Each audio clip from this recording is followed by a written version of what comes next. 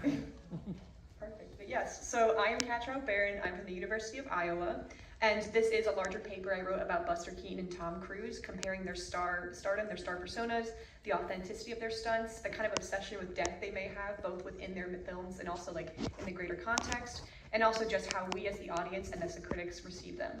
So my general fascination with this topic came from a general interest in star studies. I've researched Edgar Morin and Richard Dyer, who both are kind of, very foundational in star studies. So in Edgar Morin's novel, The Stars, he talks about how stars are cinematic phenomenons, despite the fact there's nothing specifically cinematic about them. I find this idea very fascinating because it kind of comes up with this idea that we create the stars, or that the camera creates the star. So like when they're born, Tom Cruise was not always Tom Cruise, and Buster Keaton was not always Buster Keaton, but somehow when they were on the screen like this, that they became something else. So there's kind of this like beauty and this like image that lives within the camera that creates a person that goes beyond just the physical body. And then this quote is kind of like integral, the most integral quote to my research, which is from Richard Dyer's Heavenly Bodies, where he says there's a rhetoric of sincerity or authenticity, two qualities greatly prized in stars because they guarantee respectively that the star really means what he or she says, and the star really is what he or she appears to be. And of course, this idea of authenticity, I think, can kind of be expanded depending on who you are and what you're researching. But for me, what I find interesting is this relationship between the audience and the star, this transaction that we have where they tell us, I am going to do stunts, I am going to, do a profound dramatic, reaction or something, and that we believe that they're going to do it because they've proven it before. And that we, as the audience, trust their work and continue to see their work because we believe in the sincerity or authenticity that they've promised. So again, this goes into my research, but I'm fascinated by the idea overall of the death of the movie star. There's been lots of conversations, I'm sure you've all heard, where people say, so-and-so is the last movie star, Tom Cruise is the last movie star, or Glenn Powell is the next movie star. And there's just this idea that there has to be a lineage, or that this lineage is being threatened. So with Buster Keaton and Tom Cruise, Buster Keaton is an early star in Hollywood, and Tom Cruise is one of our most definable, larger stars now. And I think, we have anxieties about CGI, about the replacement of these bodies, if these aging bodies, can continue to perform these stunts, if, how long a star is alive. And all in all, I think this research goes together in three different kind of areas. I focused on their star personas, the stunts marketed as their most dangerous, and the reception of these moments from both critics and fans. And overall, I hope to question why audiences continue to admire these bodies and these authentic stunts and the bodies that are performing them. So first with star personas, I'm sure you all know Buster Keaton, these are kind of crash courses, but Keaton is known as the Great Stone Face. So he performed all these death-defying stunts with little reaction. He seemed unbothered in all these different films. So if you're watching, Sherlock Jr., he's on this motorcycle veering through the streets, and he's just completely stoic. And a lot of the comedy and I think effect of his work comes from the fact that he's seen so unbothered by these amazing things that are happening to him. And he says himself that he aligns himself with a clown comic. Because clowns, you never see clowns die, you never see them be hurt, their bodies can always bounce back. So it seems like Keaton can also bounce back in everything he does. And, his stardom is very interesting because he was, through the sound era, but then he kind of, some of his feature films are being made as the sound era started. He's obviously a silent star, but he kind of faded into obscurity in a sense after the sound era started. And I'm sure you all know in Sunset Boulevard, he's at the table with Norma, and they're talking about him as forgotten. And I know there's a part where they honored him in the 60s at a bunch of festivals, and he said, you forgot about me. I was always around. Why didn't you contact me? So he's got an interesting stardom because I think now he's being more relevant in star studies again. And obviously people are kind of doing retrospectives and stuff, so it's very interesting to see that progression. And in his work particularly, what I find really fascinating is his transition from two reel and feature-length films from the silent era, when he's kind of doing 20-minute reels at first. And when he was doing those, he did a lot more special effects. I'm going to talk about in a moment Hard Luck, which is one of my favorite of his shorts. And he mentions that when he's moving from two reelers to feature-length films, that he couldn't do any gags anymore when he went to feature-length films because the audience wanted reality, they wanted realism, and they said that the farce was not working anymore. And he's speaking in this quote here on Gillette and Blue, talk about how he was saying that the audience demanded this realism from him. And at a certain point, he had to serve the audience first and foremost, so it was not going to work anymore. And more extensively, I'm going to go into Hard Luck. Hard Luck, I'm sure if you guys haven't seen it, he's on a diving board and he's trying to kill himself this entire movie in various different ways. It's all very, very exaggerated. But at the end, he's on this diving board, he jumps off and he smashes through concrete at the bottom. And obviously, we can't do that. But it's very incredible when he does do it, because it's this trick, he had to orchestrate that stunt, he had to plan it out. And they're splicing together film prints to kind of make that happen. And he talks about it as his most talked about gag. He's one of his favorites, he says. But then when he moves into feature-length films, he's doing one takes and wide shots. So if you watch The General, he's climbing off this train, on this train, taking pieces of wood, and it's incredible because we're watching it happen in real time. And as the audience, we believe it's occurring because we're seeing it, as it's happening. And then we'll talk about Steamboat Bill Jr. in this piece. But when he's doing the 2-ton wall and it's falling on him, that's all in a wide take. There's no cuts. So once again, it makes sure that it's authentic. And then with Tom Cruise, I tried to break it down into several different areas because his stardom has changed so much, throughout his entire career.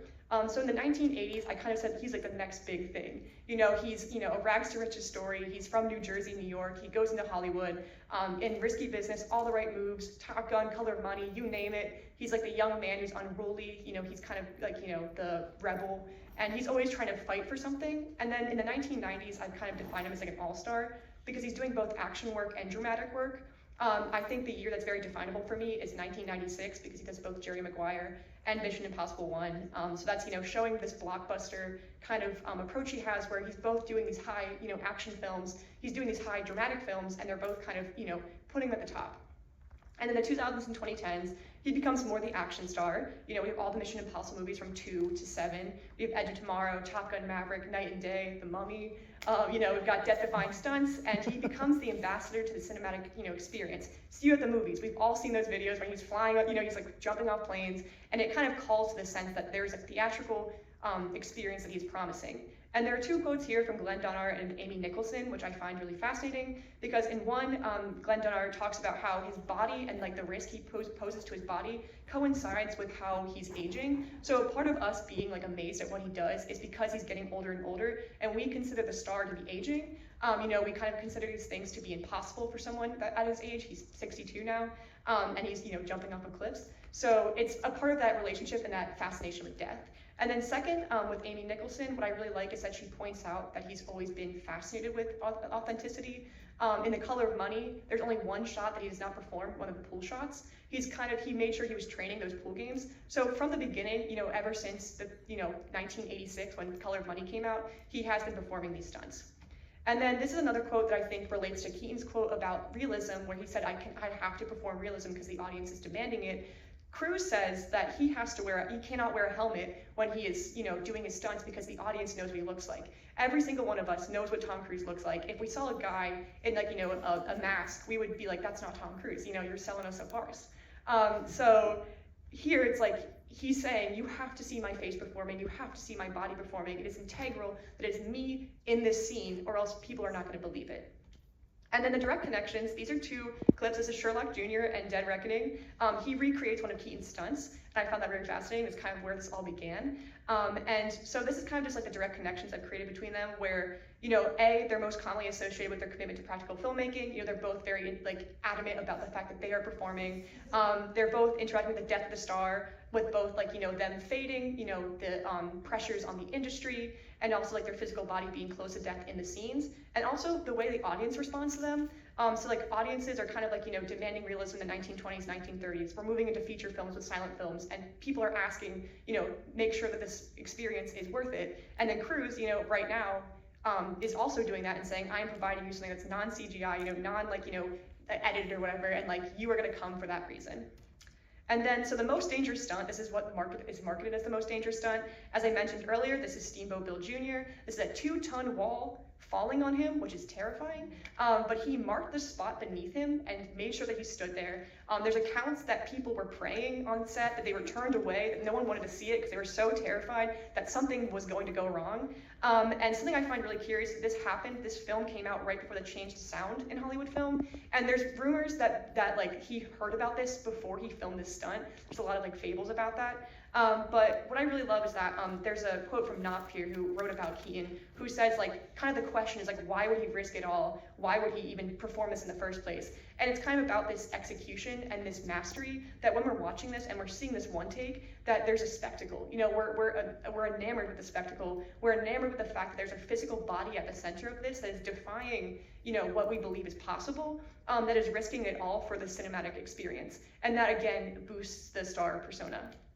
And then Mission Impossible Dead Reckoning, this is the stunt from, you know, when he's jumping off this cliff, and it's a base jump.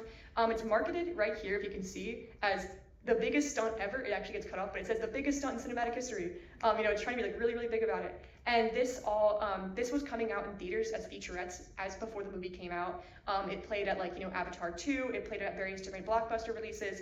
And while it's not a one take or a wide shot like Keaton, I think what's interesting is that he's showing him practicing right here. He's showing him jumping off various, you know, cliffs, jumping off various like, you know, ramps. He's making sure that the audience knows that this is being performed and that he is practicing it. And then Christopher McQuarrie is here being like, I can't watch, it's so terrible. You know, he's like, oh my gosh. And it's like all kind of adding to this fact that this is authentic, that this is happening, and that he has an interest in performing these deadly stunts. And what I find interesting too is that there's a shot within this film, a wide shot where he's like jumping off the cliff and you see his body within this huge, like, you know, reservoir. And it is like kind of like Keaton, where when the wall falls on him, you're amazed at the fact that there's a physical body at the center of this, seemingly defying death, seemingly defying what we could do, and that we're like buying into it and kind of interested in it. And then, so the reception of them, I did a lot of research on Keaton, like fan magazines and articles from the 1910s and 1920s.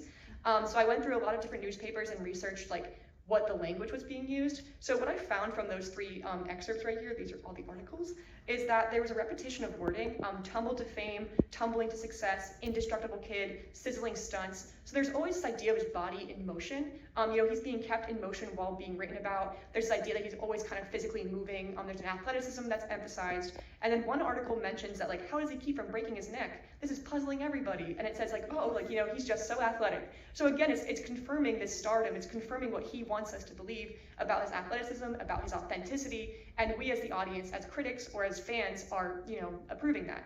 And then the one that I really love is from Kingsley, where Grace Kingsley, she says that the Keaton family was so shocked because when he was like 6 months old, he tumbled down the stairs and smiled at them after he fell, which meant he was always Buster Keaton from the beginning. And again, that goes back to what I was talking about earlier with Edgar Morin, where he says, like, you know, the cinematic phenomenon is created by the camera. This is obviously way before the camera was, like, you know, around with Buster Keaton, but this idea that Buster Keaton was always destined to be Buster Keaton because that's who we know and that's who we kind of, you know, are aware of. And then with Cruise, this again has changed a lot since his stardom has shifted so much over the years. But in recent news, you know, there's like the 9 wildest stunts, the danger they pose, his stunt fever, jaw-dropping stunts. And again, it's these words that are very exaggerated, but kind of, you know, add to his passion, add to his commitment, add to the fact that, you know, this is something that he has to do, that he's born to do, and that this is dangerous to his body. And there's a quote here from one of these excerpts from Lieberman where he says that he's a P.T. Barnum, like this is his circus. You know, we're in Cruise's show basically, and that he's running it, which I think again relates to like the way people were talking about Keaton in the 1920s and 1910s, where they were saying, oh, you know, like he's been born for this. You know, this is like his destiny. So all in all, with all this research, I'd love to expand it. I'd love to find more, you know, places to take this. But what I find most interesting in all of it is that there's obviously a 100-year difference between Keaton and Cruise, but Cruise is emulating Keaton's stardom. He takes parts of it. He's recreating some of his stunts. He's taking some of the practical filmmaking. They're both, you know, at the center of these pieces, but also, you know, you can argue that Cruise is both slightly a director-writer. You know, he's kind of a part of that process. And then, of course, Keaton was a writer, director, and star. So both of them are curating these vessels. And as the audience, you know, as we have these discussions with the death of the star, or, you know, these stars kind of disappearing or, like, you know, fading, that we still are interested in seeing the authenticity of these bodies, and that there's something that calls us to them, that we're interested in the fact that these stars are performing them, that they're the ones at the center. So all in all, I think it's just a very fascinating discussion about what we look for in stars and what the star promises us. So yeah, thank you.